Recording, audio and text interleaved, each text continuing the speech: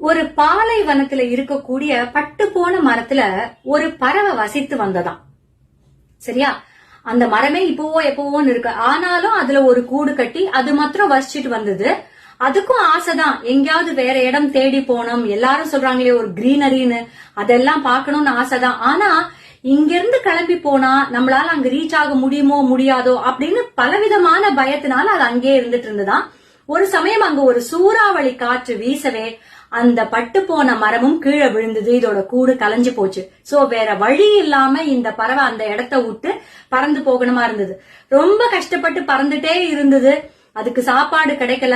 ஆனாலும் வேற வழி இல்ல, நம்ம வாழ்ந்தாகணுமே அப்படின்னு பறந்து பறந்து பறந்து ஒரு சமயத்துல அதால சுத்தமா முடியல. ஆனா வேற வழியே இல்ல, எங்கேயாவது தண்ணி கூட கிடைக்காதா அப்படின்னு போகும்போது ஆல்மோஸ்ட் கிவ் அப் பண்ற நிலைமை வரும்போது கண்ணு கெட்டிய தூரத்துல நல்ல கிரீன்ஸ், நல்ல ஒரு ஃபாரஸ்ட் தென்பட்டுதான்.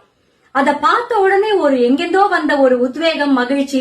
கஷ்டப்பட்டு மறுபடியும் பறந்து போனா இது ஆசைப்பட்ட மாதிரியே ஒரு அருமையான காடு, பச்சை பசேல்னு இருக்கு. நிறைய மரங்களும் பூக்களும் செடி கொடிகளும் காய் கனிகளும் எல்லாமே இருக்கு. இதுக்கு ரொம்ப ரொம்ப சந்தோஷமாச்சு.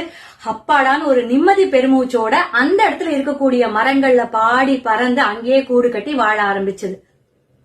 இது ஒரு சின்ன ஒரு கதை மாதிரி தான் இருக்கும். என்ன பெரிய கதை சொல்லிட்டேன்னு நீங்க நினைக்கலாம். ஆனால் இதுல இருந்து நமக்கு கிடைக்கக்கூடிய படிப்பினைகள் என்னென்ன அப்படின்னு யோசிச்சு பார்த்தோம்னா, என்னைக்காவது ஒரு நாள் வாழ்க்கையில நம்மளுக்கு இருக்கக்கூடிய கம்ஃபர்ட் ஜோன்ங்கிறது நம்ம கையை விட்டு போயிடும்.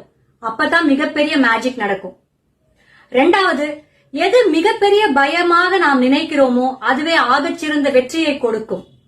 மூன்றாவது, ஒரு மாற்றம் அப்படிங்கிறதுக்கு நாம பயந்துகிட்டே ஒரு முனைப்பு எடுக்காம இருந்தோம்னா நாம எதிர்பார்த்து காத்து கொண்டிருக்கிற ஒரு சொர்க்கபுரியான வாழ்க்கையை நாம் மிஸ் பண்ணறதுக்கு வாய்ப்பு இருக்கு. அதனால அந்த மாற்றத்துக்கு பயப்படாம தைரியமா அதை எதிர்கொள்ளணும்.